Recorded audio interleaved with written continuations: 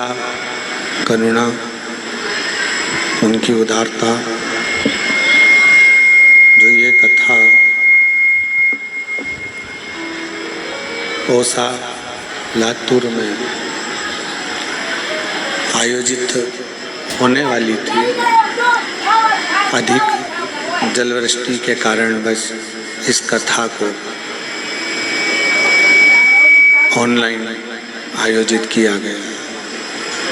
श्री शिव तीर्थ प्रतिष्ठान आयोजक समिति ओसा लातूर, जिनके पवित्र माध्यम से ये कथा शिव तीर्थ प्रतिष्ठान आयोजक समिति द्वारा आयोजित की गई है। आज श्री शिव तीर्थ प्रतिष्ठान समिति के सदस्य भी यहाँ पर आए हैं। एक बार जोरदार ताली बजाकर उनके लिए भी साधुवाद है, बधाई है, साधुता है। कथा में ही जयपुर राजस्थान से हमारे बीच में भाई जी पधारे हैं। एक बार उनके लिए भी जोरदार ताली बजाकर साधुवाद। और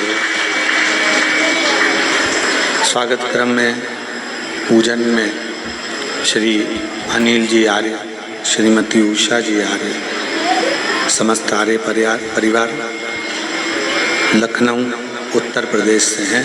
एक बार जोरदार ताली बजाकर उनके लिए स्वागत वंदन अभिनंदन।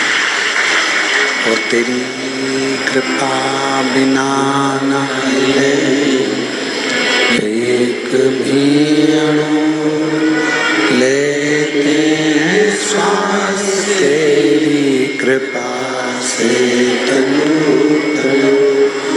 बखान क्या करूं मैं राखों के ढेर का, चपटी भभूत में खजाना कुबेर का।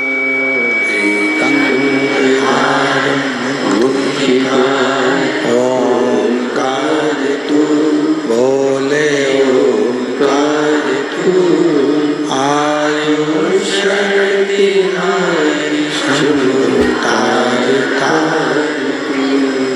भगवान शिव की कृपा, उनकी उदारता, उनकी करुणा, उनकी दया आप और हम पर भी है।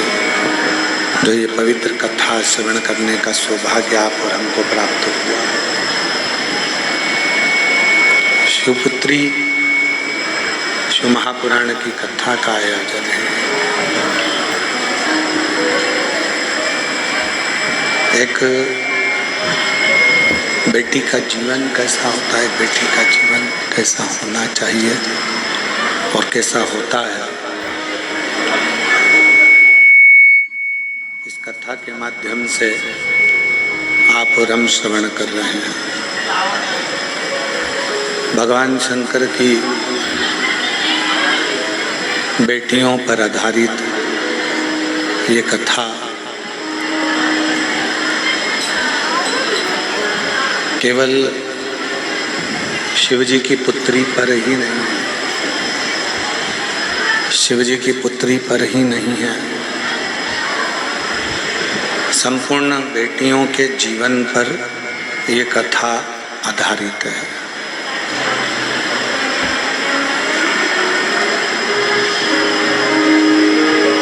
एक बेटे का जीवन, बाहर की आवाज बढ़ा, एक बेटी का जीवन कैसा होना चाहिए, किस तरह का होना चाहिए और कैसे उस जीवन को जिया जा सकता है।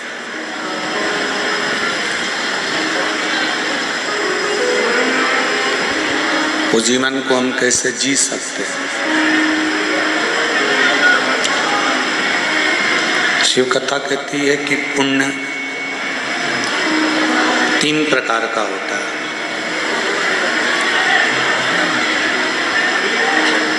और ये 3 प्रकार का जो पुण्य है वह हमारे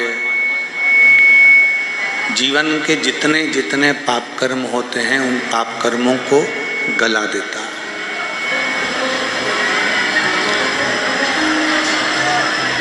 पहला पुण्य होता है मन से,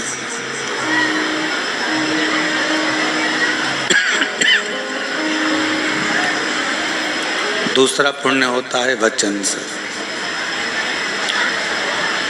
और तीसरा पुण्य होता है कर्म से।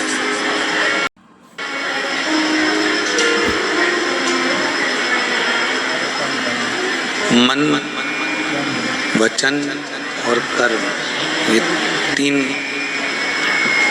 पुण्य के क्रम कहे गए। आवाज नहीं आ रही।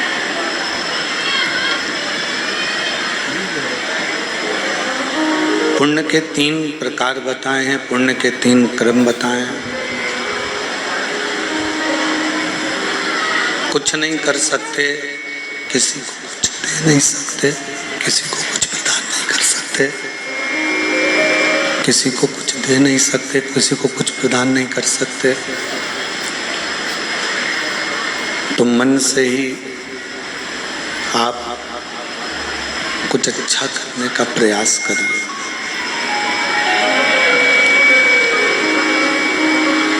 मन से ही कुछ श्रेष्ठ करने का प्रयास करें। हम इस संसार सागर में जन्म जरूर ले लेते हैं, मृत्युलोक में जन्म जरूर ले लेते हैं, इस संसार सागर में हम जन्म जरूर ले लेते हैं, पर जन्म लेने के बाद भी हम अपने पाप कर्म में लिप्त लगे रहते हैं।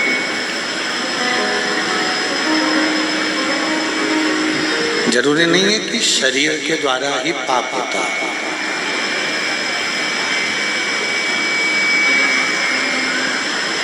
वचन के द्वारा ही पाप होता है।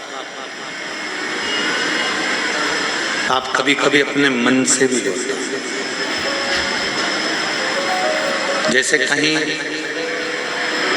12 ज्योतिर्लिंग का दर्शन करने गए,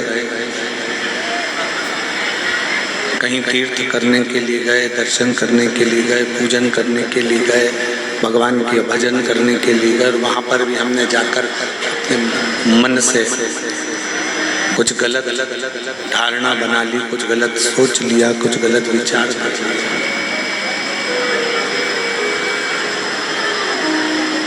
साउंड वालों को सोचना चाहिए, पब्लिक इतनी धूप में बैठती है, उनको सुनने के लिए आती है।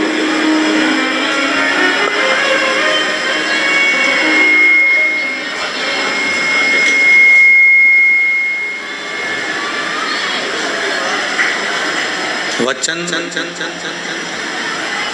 मन और कर्म।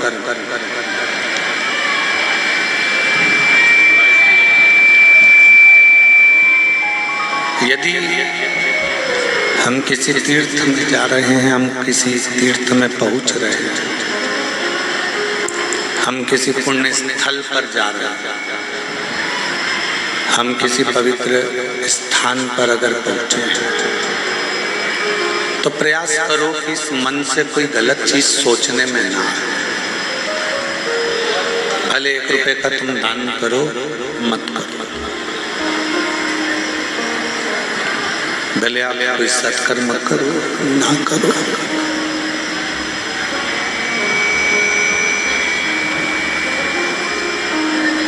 किसी को भोजन कराओ ना कराओ, किसी को पानी पिलाओ ना पिलाओ, किसी को कुछ दो ना दो, परंतु इतना याद रखो कि इस मन से, इस हृदय से, इस मन से कुछ गलत ना हो। मन से कुछ गलत, हम जितना जितना गलत सोचते हैं, उतना उतना हमारी जिंदगी में भी दुख आकर खड़ा होता चले जाता है, तकलीफ आती चली जाती है।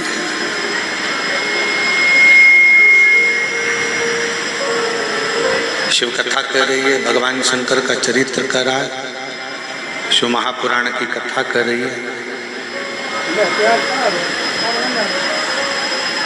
एक मन से कोई पाप ना,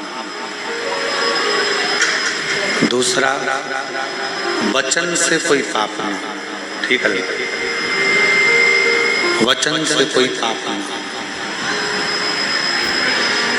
अपनी जिंदगी में कोई ऐसा शब्द, अपने जीवन में कोई ऐसा वचन, अपने जीवन में कोई ऐसा शब्द ना निकले जिससे किसी का दिल दुखे, किसी को कष्ट हो और वो पाप अपने माथे पर चढ़े।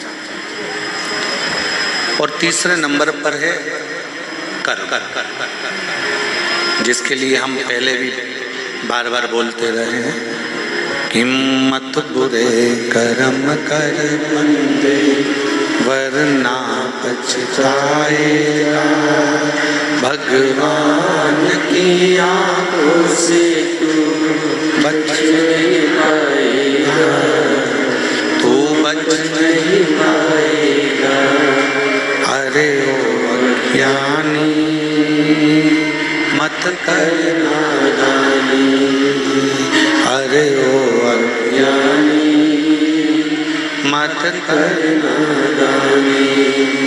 तेरे कर्म का फल भी तू ही पाएगा, जैसा किया तूने तेरे आगे आएगा। मत बुरे कर्म कर बंदे वरना पछताएगा, भगवान की आंखों से तू बच नहीं पाएगा, तू बच नहीं पाएगा। ऐसा कर्म हम ना करें जिस कर्म के कारण हमको भोगना पड़े। कुछ अच्छा कर्म करते चलो। अब अच्छा कर्म कैसा है? नहीं है अपने पास में देने के लिए धन किसी को, तो क्या हम पाप कर रहे हैं? हमारे पास में नहीं है किसी को भोजन कराने के लिए अन्न, तो क्या हम पाप कर रहे हैं? हमारे पास में इतनी पूंजी भी नहीं है हम किसी को पानी पिला सकें, इतना भी हमारे पास में नहीं है, तो क्या हम पाप कर रहे हैं?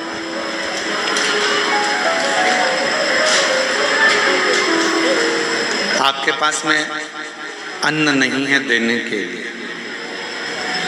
आपके पास में धन नहीं है देने के लिए, आपके पास में जल नहीं है देने के लिए, नहीं है ना, कोई बात नहीं, पर इतना तो कर सकते हो कि कोई अगर भंडारा कर रहा है, कोई अगर भूखे को भोजन करा रहा है, कम से कम उसके लिए आसन तो बिछा सकते हो। आसन भी नहीं है तो अपने साड़ी के पल्लू से, अपने गमछे से जगह साफ तो कर सकते हो। इतना भी नहीं कर सकते तो भोजन कराने वाला व्यक्ति जब भोजन की बाल्टी लेकर चल रहा है, कम से कम आप उसको स्पर्श तो कर सकते हो, वो भी पुण्य तुम्हारे खाते में प्राप्त हो सकता है। वो पुण्य भी तुम्हारे खाते में आ सकता है।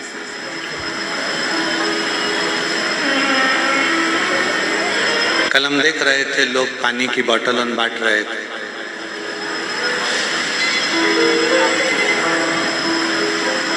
बोतल चलती वहां से,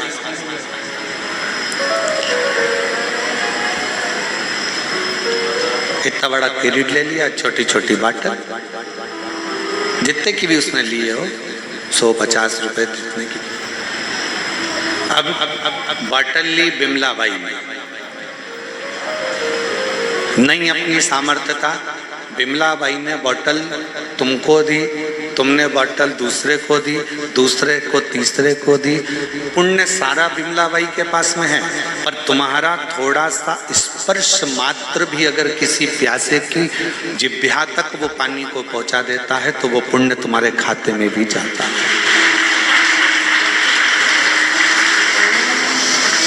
वो पुण्य तुम्हारे खाते में चले जाता है।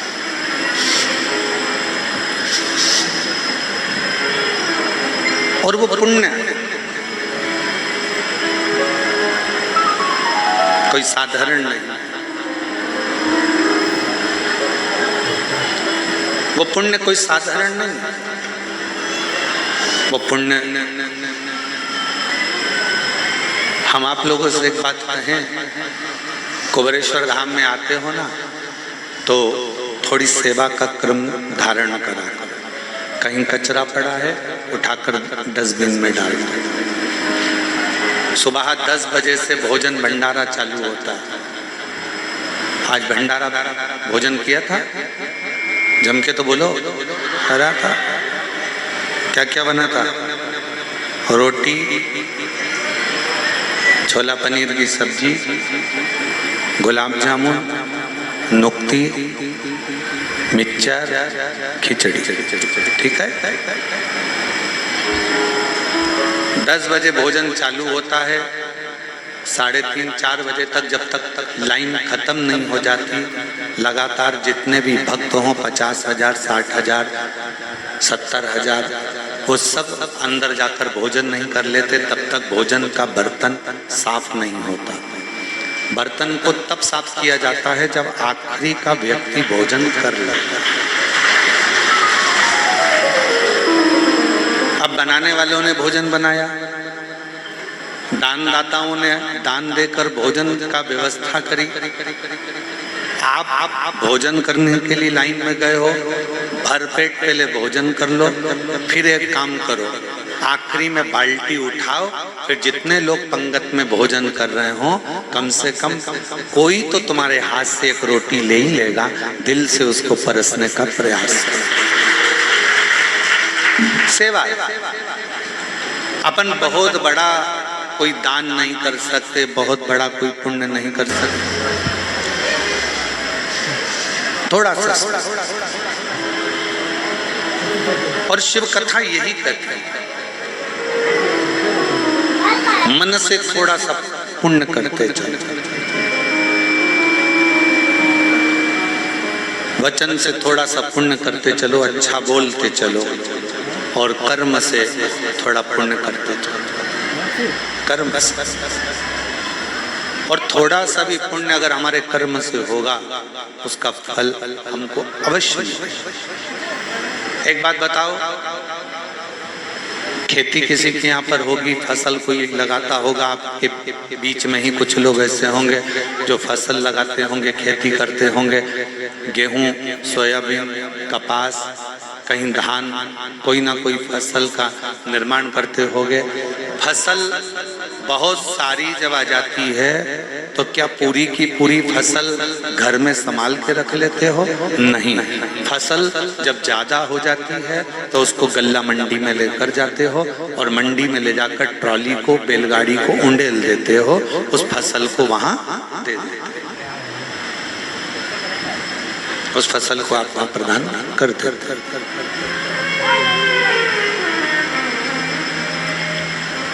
फसल ज्यादा हो गई, उसको गल्ला मंडी तक ले गए, दे दिया। बस यही शिव पुराण कहते हैं, फसल ज्यादा हो जाए तो मंडी में ले जाकर दे देना चाहिए, और पाप अगर ज्यादा हो जाए तो शिव मंदिर में जाकर इस मस्तक को झुकाकर उंडेल देना चाहिए। क्यों दुख आता है?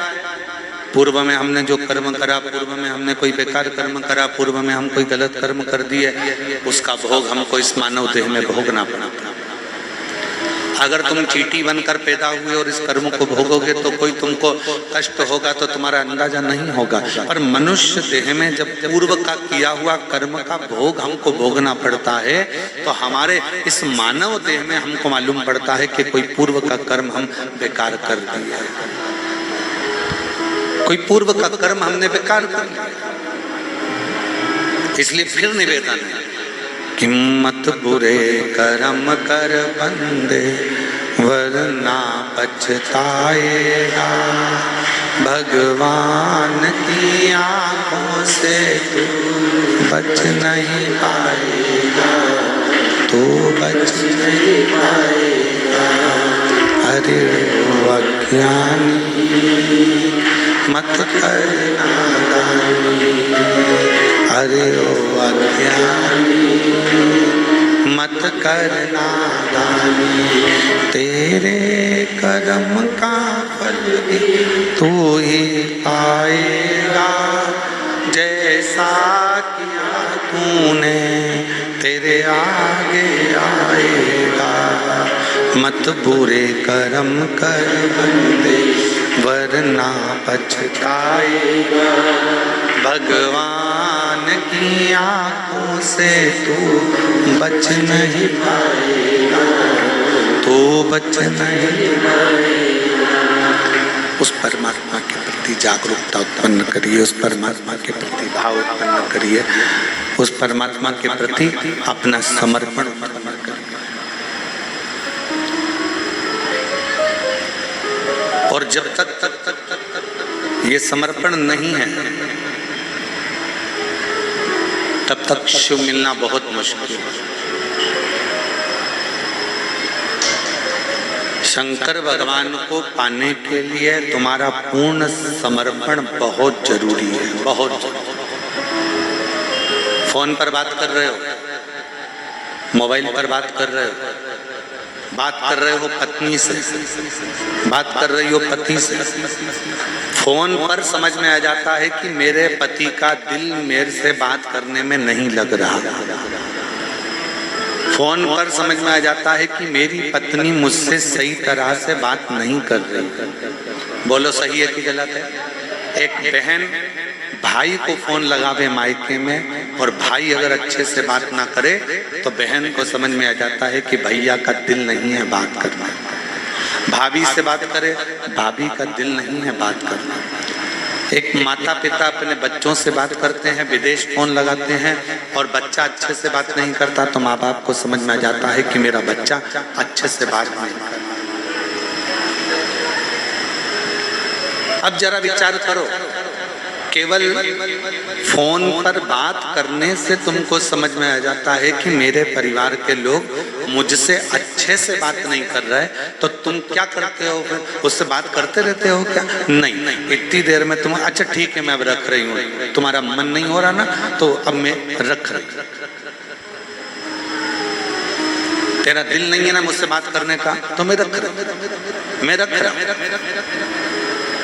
बात करने से ही पता चल जाता है कि एक पत्नी का पति के प्रति कितना स्नेह है, कितना समर्पण है, और पति का पत्नी के प्रति कितना समर्पण है, बहन का भाई के प्रति कितना समर्पण है, और परिवार वालों का आपस में कितना समर्पण। केवल बात के करने पर ही मालूम पड़ जाता है। उसी तरह भगवान शंकर के चरणों के प्रति आपका कितना समर्पण है, ये शिव महापुराण की कथा में जब आप बैठते हो, दिल लगाते हो, हृदय से कथा का रस तत्व ग्रहण करते हो, तब समझ में आ जाता है कि तुम्हारा भगवान के प्रति समर्पण कितना है, तुम्हारा शिव के प्रति समर्पण भाव कितना समर्पण।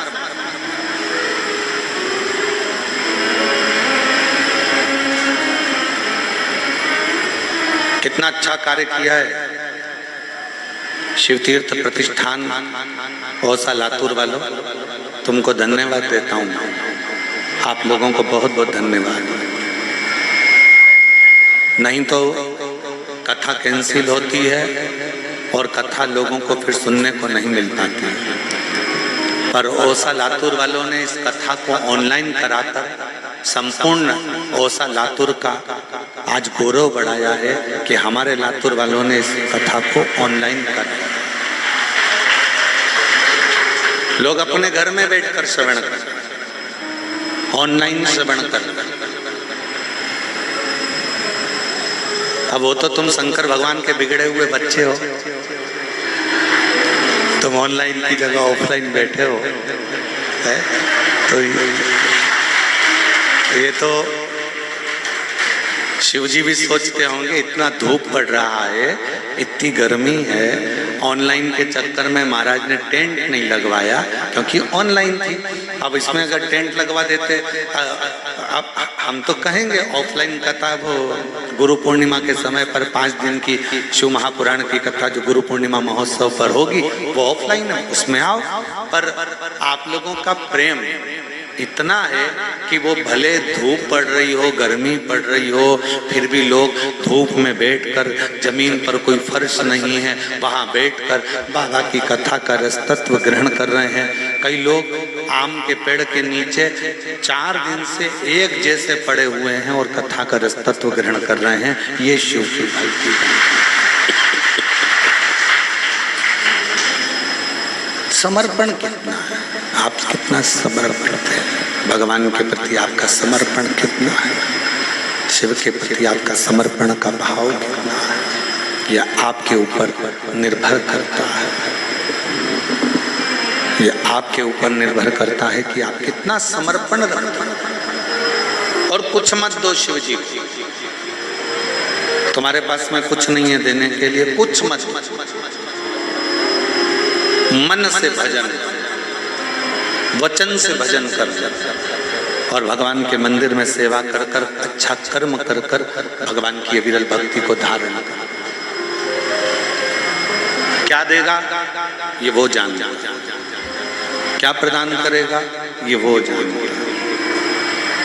केवल उसकी अविरल भक्ति आपको बल भी देगी, शक्ति भी देगी, और जो उसको देना होगा वो देगी। हर हर महादेव, उसकी भक्ति शक्ति। हमारे बीच में फरुखाबाद वाले अच्छी होगी ना, फरुखाबाद वाले भैया बैठे हुए हैं। दिल्ली में जब कथा थी, मैं आपको बहुत बहुत धन्यवाद देता हूँ, बहुत बहुत साधुवाद देता हूँ। आप फरुखाबाद से आए, क्या नाम है पर्ची? शुभम सिंह राठौर, जमुनापुर, फरुखाबाद, उत्तर प्रदेश से आए। एक बार इनके लिए जोरदार ताली बजाएं। बहुत तकलीफ में थे,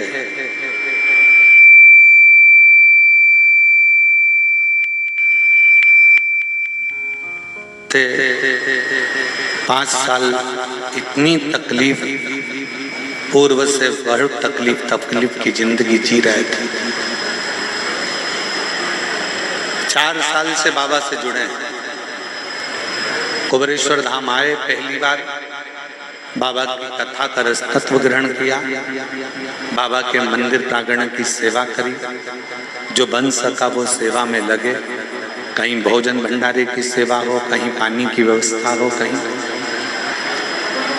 रोते हुए आया। और 4 साल में आज भगवान शिव ने ऐसा हाथ पकड़ा कि एक ट्रक भरकर पानी, चिप्स, कुरकुरे, बिस्कुट लेकर दिल्ली पहुंचा था। और इससे पहले भी जितनी कथा हुई, सारी कथाओं में एक एक ट्रक आइसर की गाड़ी भर भर कर लेकर हर कथा में पहुंच जाता है। और आज सीहोर की कथा में भी एक आइसर ट्रक भरकर तरबूज, मूंगफली का दाना और मक्का सब लेकर यहाँ पहुंच। एक बार मैं साधुवाद मैं बुलाऊंगा, एक बार जोरदार ताली बजाकर स्वागत करिए। शिव शिव और तेरी कृपा बिना एक भी अणु लेते श्वास तेरी से बखान क्या करेगा हे गंगाधार मुक्ति द्वार। वो पुण्य श्रेष्ठ जो व्यक्ति के जीवन के पापों को धो दे, पाप कर्म को धो दे, बेकार कर्मों को धो दे। कोई पाप कर्म कर रहा है उस परिवार में, कुल में, रिश्तों में, नातों में, कुटुंब में जो बेकार कर्म हो गए, पाप कर्म हो गए, उसको कौन धोए? हमारा करा गया भजन, हमारा करा गया स्मरण, हमारा करा गया कीर्तन,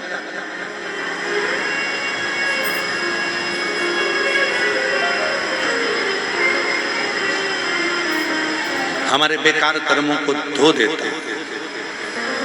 इसलिए कहते हैं कि हमेशा याद रखो, आप कोई काम अगर अच्छा करना चाहते हो तो उस काम को लगनता से करते हुए, उस कर्म को श्रेष्ठता से करते हुए, आपको अगर भजन करना है तो कोई भजन वाले का संग पकड़ो, आपको नौकरी करना है तो कोई नौकरी वाला व्यक्ति हो, उससे थोड़ा सजेशन लेकर, उससे थोड़ी राय लेकर अच्छी अप्लाई करते रहो। आपको अच्छा व्यापार करना है तो कोई अच्छे व्यापारी का संग पकड़कर उससे थोड़ा सीख लेकर व्यापार में आगे बढ़ो। और यदि कोई हमारे लेवल का मिले ही ना तो फिर छोड़ो, भगवान की अविरल भक्ति करो।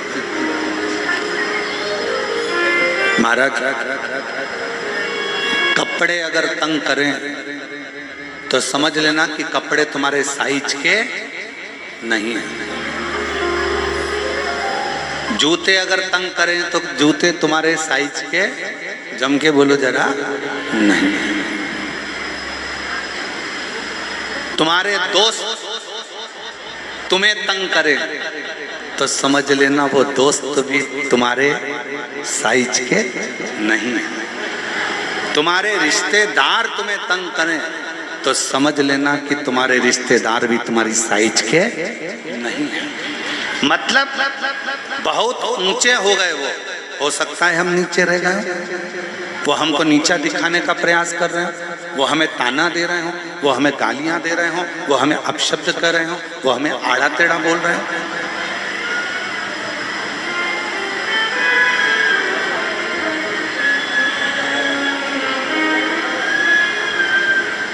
कपड़े तंग करेंगे तो तुम कपड़े पहनोगे वो वाले? अरे जम के तो बोलो नहीं। क्या करोगे? उसको छोड़ दोगे। छोड़ो इसको, ये तंग हो रहे हैं, ये तंगा रहे हैं, इन कपड़ों को छोड़ दो।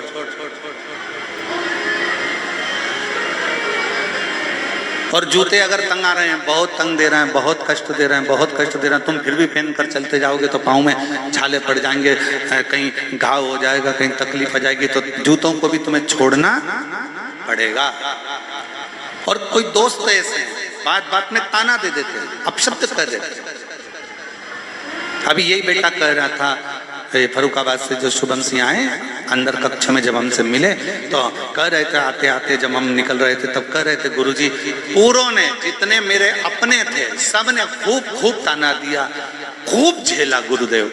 और अब बाबा ने जब मेरा हाथ पकड़ा तो सब साथ देने के लिए आगे बढ़ने लगे, सब हाथ पकड़ा।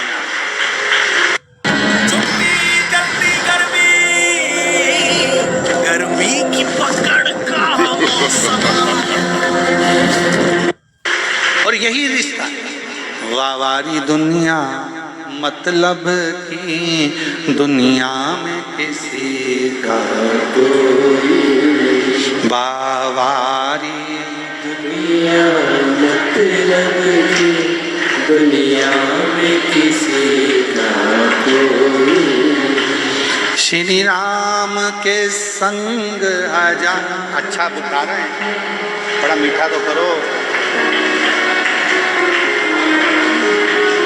श्री राम के संग हजारों सुखा, पर दुख पड़ा तब कोई नहीं, वावारी दुनिया मतलब की दुनिया में किसी का कोई नहीं, वावारी दुनिया मतलब की दुनिया में किसी का कोई। संसार में कोई किसी का नहीं है, सारा संसार मिथ्या है। कपड़े साइज के नहीं है तो छोड़ दीजिए, जूते साइज के नहीं है तो छोड़ दीजिए। और रिश्ते, मित्र, नाते, कुटुंबी हमारे अगर साइज के नहीं हैं, जो हमें समझ ही नहीं पा रहा है, जो हमें जान ही नहीं पा रहा है, छोड़। फिर एक नाता, एक रिश्ता, एक कुटुंब, एक कबीला, कि नाता एक शिव जी से दूजा नाता तोड़ दे, रिश्ता एक शंकर जी से दूजा रिश्ता जोड़ दे। और साधु संगे शिव रंगे रंग रंग रंगिए, और जाई विधि राखे महाकाल ताई विधि रहिए। जैसा मेरा शिव राखे फिर वैसा, जैसा मेरा शिव राखे, जैसा मेरा शंकर राखे वैसा शिव के अनुकूल रहो। एक कथा आती है, शिव महापुराण का एक बड़ा सुंदर चरित्र है। 12 ज्योतिर्लिंग में से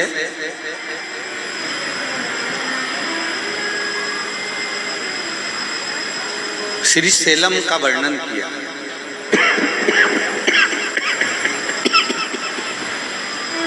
श्री सेलम का वर्णन किया।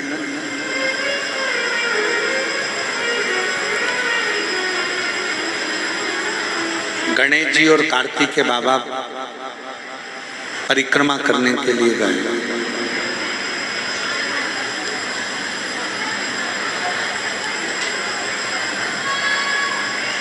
और गणेश जी और कार्तिकेय बाबा जब परिक्रमा करने के लिए गए, कार्तिकेय जी ने अपने माता पिता का कहना मानकर संपूर्ण परिक्रमा करी।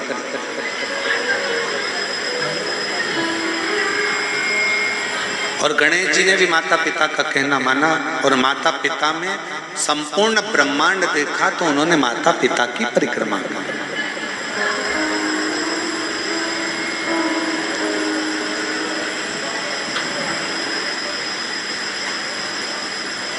अब प्रथम गिनती में श्री गणेश जी महाराज को गिनवा दिया। रुष्ट हो गए कार्तिकेय बाबा, और रुष्ट होकर कार्तिकेय जी एक वन में चले।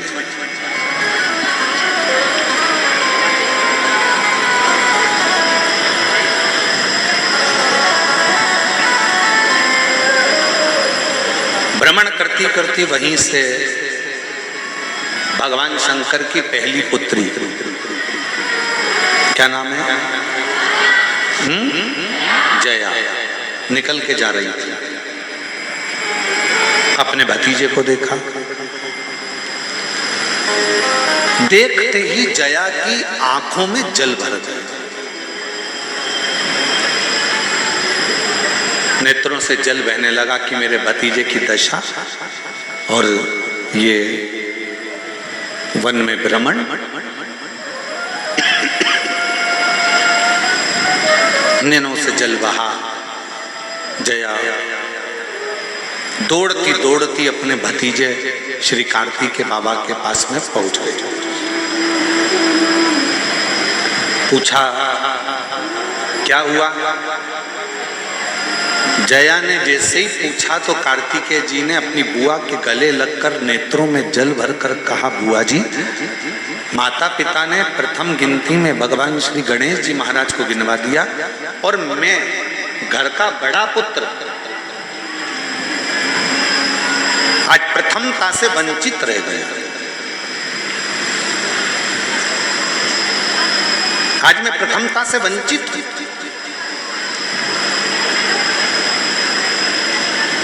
जैसे सुना, सुनते से ही जया ने आंख में आंसू भरकर कहा, तू माता पिता से रूठा हुआ है, अपने माता पिता से रूठा, तुझे रूठना ही नहीं चाहिए। क्यों चिंता करता है? एक काम कर, श्री सेलम पर जाकर बैठ और उस पर्वत पर बैठना और अपने माता पिता का स्मरण करना। अपने माता पिता का स्मरण कर। क्रोध आ गया षडानंद कार्तिकेय जी को, नहीं, मेरे साथ गलत हुआ है, मेरे साथ गलत कर्म हुआ है, गणेश जी को प्रथम गिनती में गिना गया है, मुझे बाद में लिया गया है, इसलिए मैं माता पिता का स्मरण नहीं करूंगा। क्रोध में थे कार्तिकेय बाबा, जब गुस्से में थे तो कौन समझा, पर समझाना पड़ता। एक लड़का नौकरी के लिए गया, उसकी उसके पिताजी से नहीं बनती थी, बहुत झगड़ा होता था उसका। अपने बाप से, पिता से अलग रहने लगा। और नौकरी के लिए जैसे ही गया तो वहां पर जो ऑफिसर बैठे थे इंटरव्यू लेने के लिए, तो उन्होंने पूछ लिया तुम्हारे बाप का नाम क्या है, तुम्हारे पिताजी का नाम क्या है।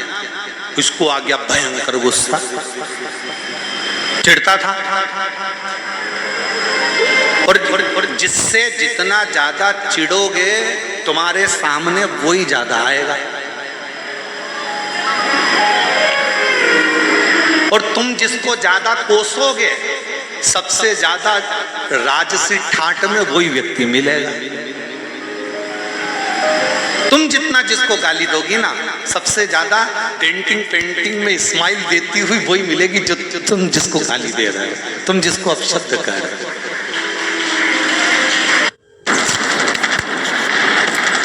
अरे कोई माचिस दो यार। पापा। हाँ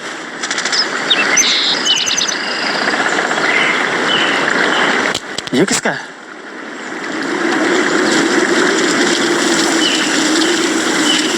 जरा मुस्कुराइए, वाडी लाल खाइए। वाह। इसलिए हमने पहले भी कथा में कहा, बहू अगर सास की ज्यादा निंदा करेगी, ज्यादा मायके में बुराई करेगी, तो याद रख लेना सास बीमार कम पड़ेगी। और सास अगर बहू की निंदा ज्यादा करेगी तो बहू बीमार कम पड़ेगी। सास को जल्दी निपटाना है तो बुराई करना बंद कर दो, सास निपट जाएगी।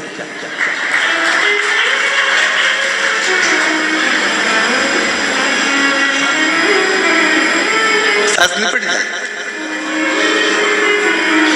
उषा भाभी ध्यान से सुनिएगा कथा जरा। अब तुम्हारी दो बहुएं आ गई है।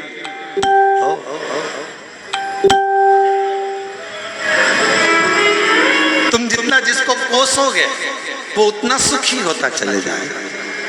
अब वो लड़का इंटरव्यू देने गया और उसको उस इंटरव्यू में भी पूछा क्या गया, सबसे पहले तुम्हारे बाप का नाम क्या है, तुम्हारे पिताजी का नाम क्या है। इसको आ गया गुस्सा। ये अपने पिताजी का नाम भी नहीं लेना चाहता था गुस्से में। किसने उठाया एक पन्ना, कागज का एक पन्ना, और लाल कलर का पेन उठाया और उस पे हर कुछ लिख दिया और लिखकर इंटरव्यू लेने वाले को दे दिया। इंटरव्यू वाले ने पूछा ये क्या है, मेरे बाप का नाम। तो इसमें कैसे मालूम पड़ेगा कि तुम्हारे बाप का नाम?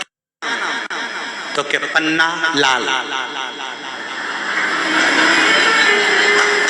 पन्ने पर लाल अक्षर से लिख दिया तो पन्ना लाल। इंटरव्यू वाले को समझ में आ गया कि ये अपने पिता से देर रखा। समझाया। बहुत शिव महापुराण की कथा कहती है, अगर घर तोड़ने वाले संसार में ढेर मिल जाएंगे, घर जोड़ने वाले कम मिलेंगे।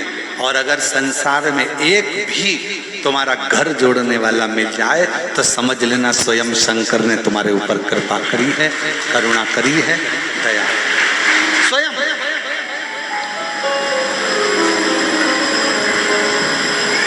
आप उसको भजो तो।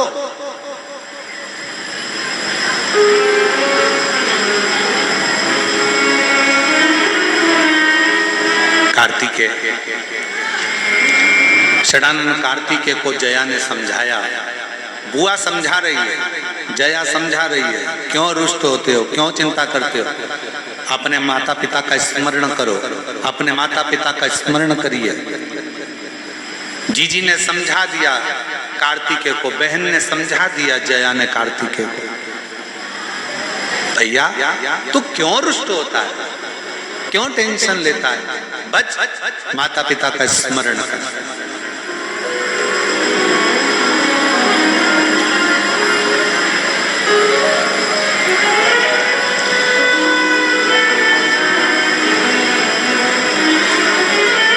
सब में अंतर होता है। किसी किसी की घड़ी मोबाइल से मिली होती है, किसी किसी की घड़ी रेडियो से मिली होती है, किसी किसी की घड़ी टीवी से मिली होती है, किसी किसी की घड़ी न्यूज से मिली होती है, और किसी किसी की घड़ी ससुराल से मिली हुई होती है। सब में अंतर है। अब तुम्हारी घड़ी किससे मिली है वो हमको नहीं मालूम, पर कुबेरेश्वर धाम में आने वाले की घड़ी तो कुबेर भंडारी से ही मिली होती है, ये निश्चित। यहाँ जो आता है उसकी घड़ी का मिलाना स्वयं देवादिदेव महादेव कर देते हैं। और ये तुम अंदाजा लगा कर बैठना, जितने भी शिव भक्त शिव महापुराण की कथा आस्था चैनल पर सुन रहे हो, फेसबुक यूट्यूब पर सुन रहे हो, मोबाइल पर सुन रहे हो और पंडाल में सुनते हो, किसी भी तुम्हारे क्षेत्र में कहीं पर भी कथा हो रही हो, शिव महापुराण के पंडाल में अगर कुबेरेश्वर बाबा की कथा चल रही हो, किसी पंडाल में जाकर बैठ जाना। कब तुम सवेरे 9-10 बजे के पंडाल में बैठे कथा का इंतजार करते करते कब 2 बजे कथा चालू होती है, 5 बजे कब कथा पूर्ण हो जाती है तुम्हें नहीं मालूम पड़ पाता, और आखिरी में तुम सोचते इतनी जल्दी हो गई, क्योंकि वो घड़ी कुबेर भंडारी से मिली और किसी से ना मिले, बस उससे मिल जाए। उससे होते हो, क्यों चिंता करते हो? अपने माता पिता का स्मरण करो, अपने माता पिता का स्मरण करिए। जीजी ने समझा दिया कार्तिकेय को, बहन ने समझा दिया जया ने कार्तिकेय को। भैया तू क्यों रुष्ट होता है, क्यों टेंशन लेता है? बच माता पिता का स्मरण कर।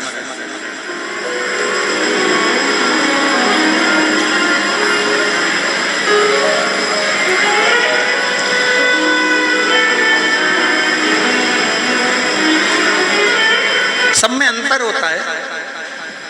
किसी किसी की घड़ी मोबाइल से मिली होती है, किसी किसी की घड़ी रेडियो से मिली होती है, किसी किसी की घड़ी टीवी से मिली होती है, किसी किसी की घड़ी न्यूज से मिली होती है, और किसी किसी की घड़ी ससुराल से मिली हुई होती है।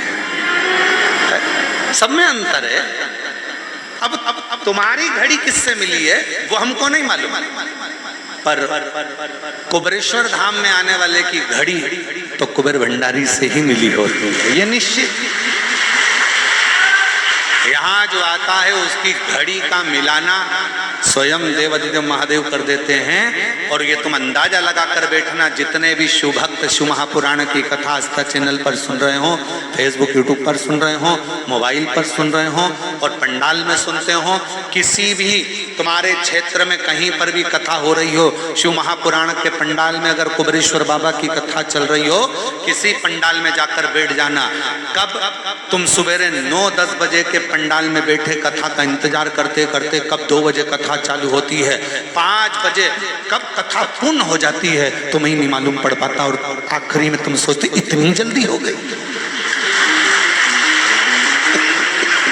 क्योंकि वो घड़ी कुबेर भंडारी से मिली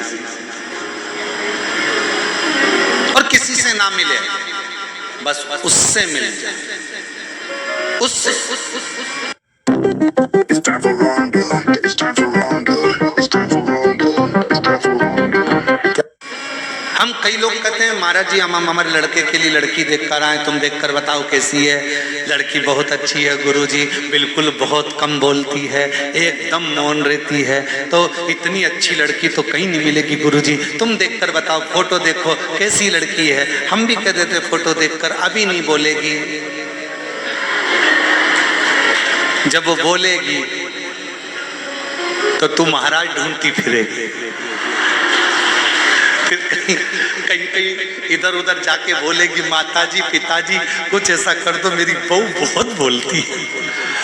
और जिनके जो माताजी है ना उनसे पूछो, वो तो खुद बेचारी दूसरे के पास जाकर कह रही कि मेरी बहू को चुप करा।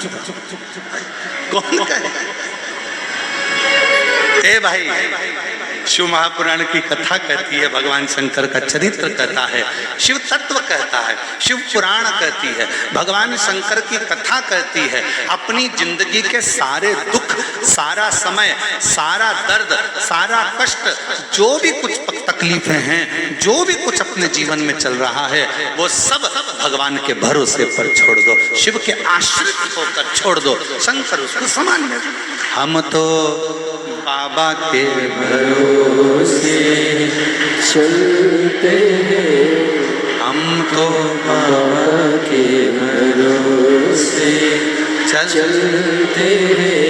ये दुनिया वाले चलते हैं, ये दुनिया वाले चलते हैं। हम तो बाबा के भरोसे चलते हैं, हम तो बाबा के भरोसे चलते हैं। बाबा ने हमको चलना सिखाया, बाबा ने हमको चलना सिखाया, सब भक्तों से मिलना सिखाया, सब भक्तों से मिलना सिखाया। हम तो सीना तान के चलते हैं, हम तो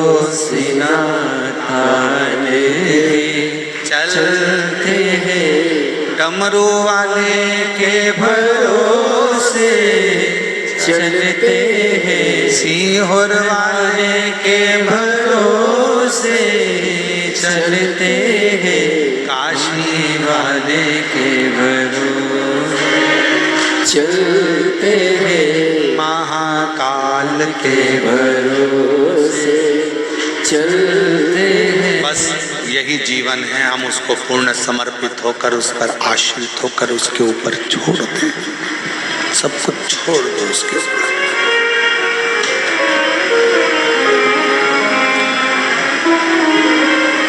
सुख किसका? बाबा का। दुख किसका? बाबा का। तकलीफ किसकी? बाबा की। कष्ट किसका? बाबा का। बच्चे किसके? बाबा। नौकरी कौन लगाएगा?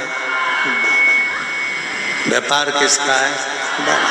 दरवाजे पे लिख दिया श्री शिवाय नमस्तुभ्यम, मतलब ये घर का मालिक भी अपन है। एक पत्र है, अच्छा है।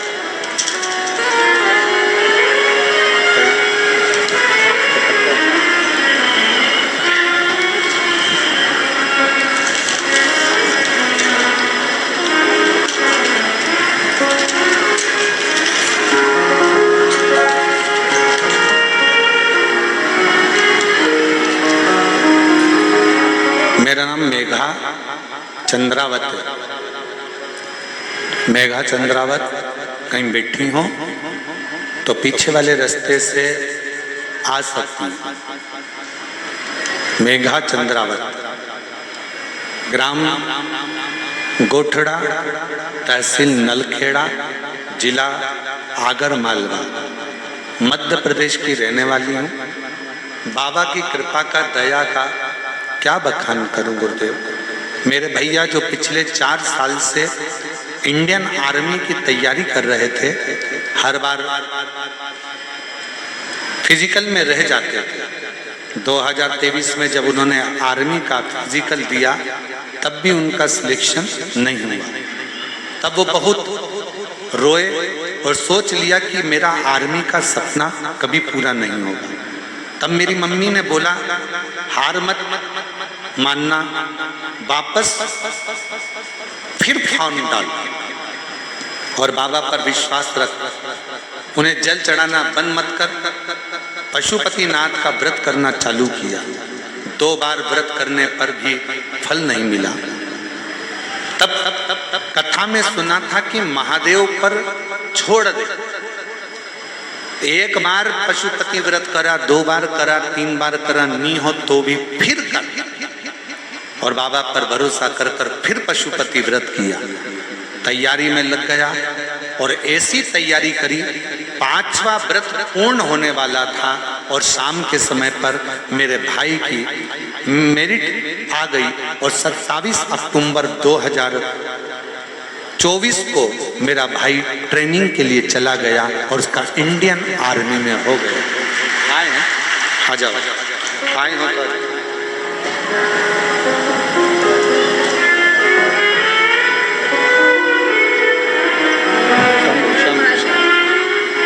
एक भाई को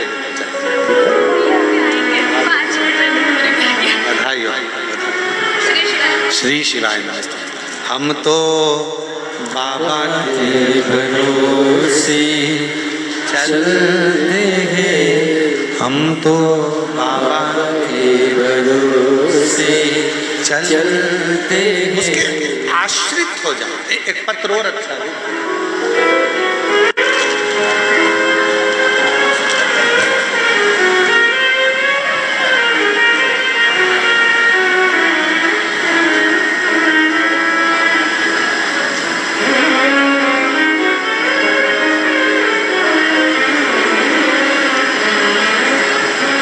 सुलोचना पति बसंत कुमार, दिल्ली,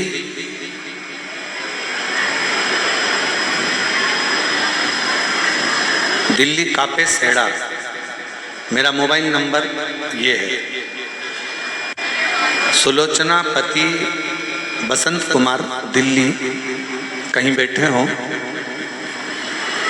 तो बेलपत्र लेने के लिए व्यासपीठ पर पीछे के रास्ते से आ सकते हैं। सुलोचना पति बसंत कुमार, दिल्ली, कापे सेड़ा। मोबाइल नंबर ये है।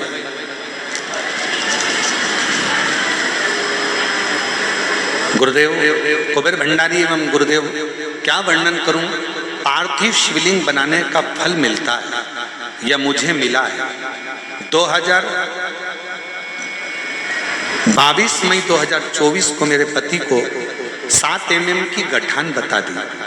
रिपोर्ट चेक कराई तो 4th स्टेज का कैंसर था। जब 4th स्टेज का कैंसर बताया, हम लोग 30/5/2024 को डॉक्टर को दिखाया। उन्होंने ऑपरेशन का कह दिया।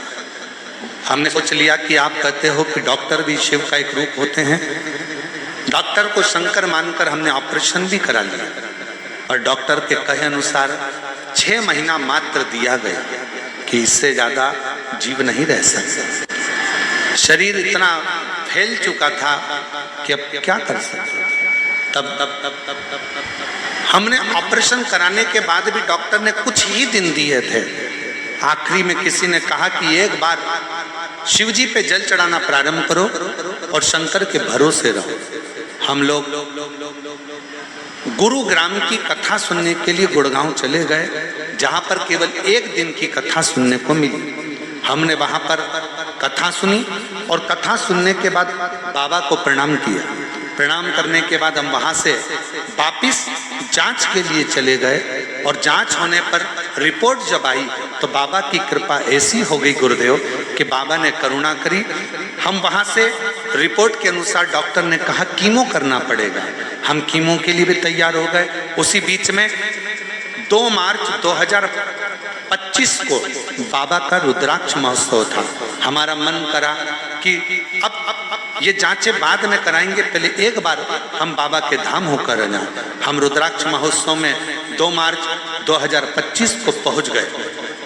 यहाँ आने के 1 दिन की कथा का रसतत्व ग्रहण कर बाबा को प्रणाम कर फिर पुनः हम वापिस दिल्ली पहुंच गए। वहां पर जाकर 13/3/2025 को रिपोर्ट फिर जांच कराई तो बाबा की कृपा से सारी रिपोर्ट नॉर्मल आ गई। हम बाबा को यहाँ प्रणाम करने के लिए आए हैं।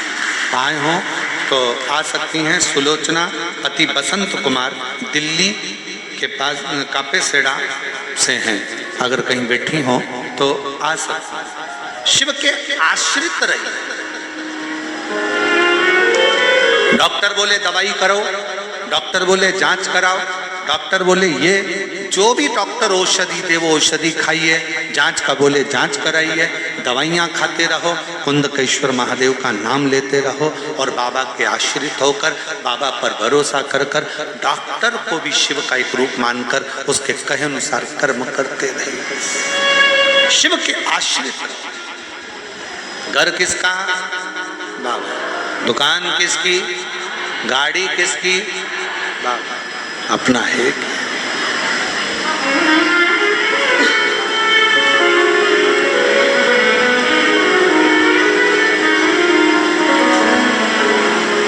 हम तो बाबा के भरोसे चलते हैं, हम तो बाबा के भरोसे चलते हैं।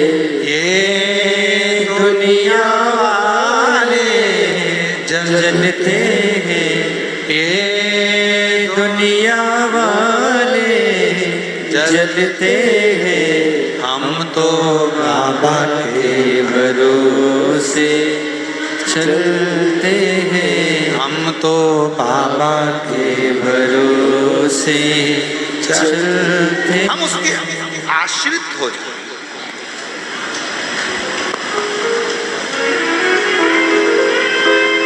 बच्चों को जब तक हम अपना मान रहे हैं ना, तब तक आपको लग रहा है अपना। जिस दिन तुमने सोच लिया कि मेरा बेटा बेटा मेरा नहीं, शंकर भगवान का है, नौकरी भी लगाएंगे तो भोले बाबा, मेहनत करेगा बेटा शिव की कृपा से, और परिश्रम करेगा बेटा शिव की कृपा से, और फल देगा मेरा शंकर भगवान, मेरा ओघड़।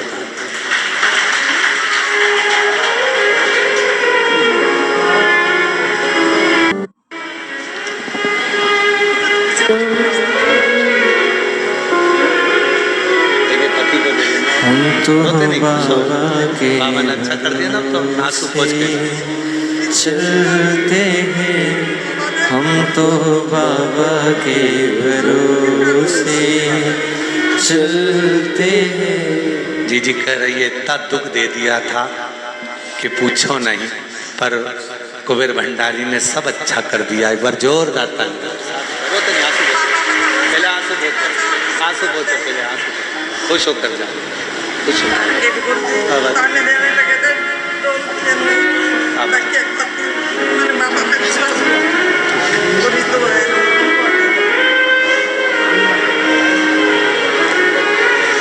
ये दुनिया वाले जलते हैं, ये दुनिया वाले जलते हैं।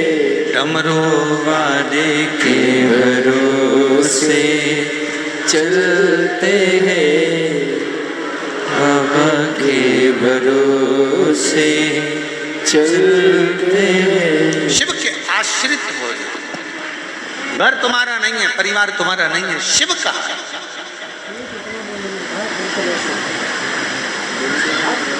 शंकर का है।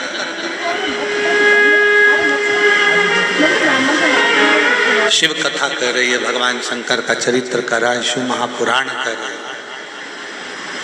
जया ने समझाया अपने भाई को, कार्तिक क्यों माता पिता से दूरी बना रहे?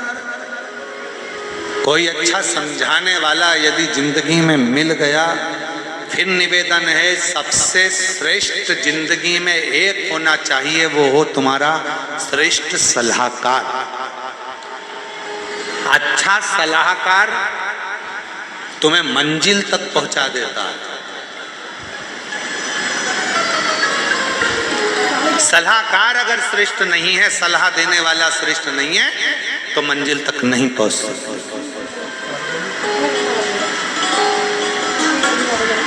चलना अपने पांव से है, बढ़ना अपने पांव से है, जाना तुम्हें पथ पर है, मेहनत तुम्हें करना है, पर बीच बीच में कोई ऐसी सलाह देने वाले मिल जाते हैं जो तुम्हें पथ से भ्रष्ट कर देते होते। एक व्यक्ति ने एक दुकान खोली, उस पर लिखा था यहाँ पर ताजी मिठाइयाँ मिलती हैं। दूसरा व्यक्ति आके बोला, सबको मालूम है कि ताजी मिलती है, तो ये ताजी लिखने की जरूरत क्या है, तुम्हारे यहाँ बासी मिलती है क्या? उसने ताजी को मिटा दिया। अब लिखा था यहाँ मिठाइयाँ मिलती हैं। तो सबने कहा सबको मालूम है कि यही मिलती है, यहाँ लिखने की जरूरत क्या थी।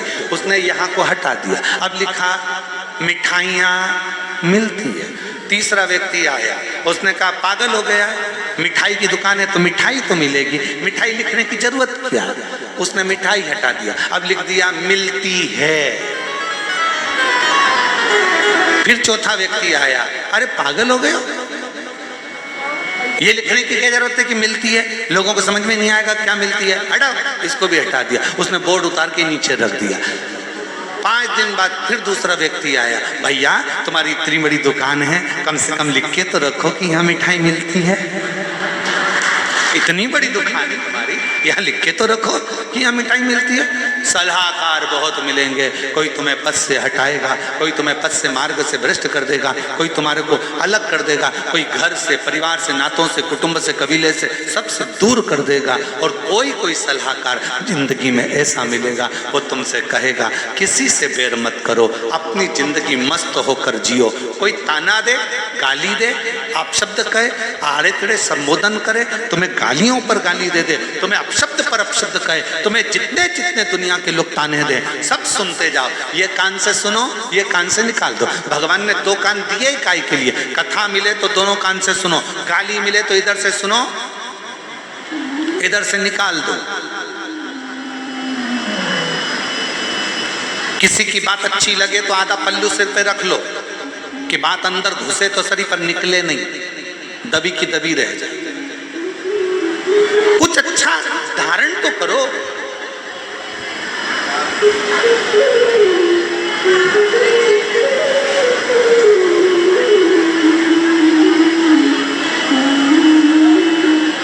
पहले के समय में जब एग्जाम देने जाते थे तो वहां पर एक एग्जाम में लिखने को आता था खाली स्थान भरो। तुम्हारे को आया कि नहीं आया वो हमको नहीं मालूम।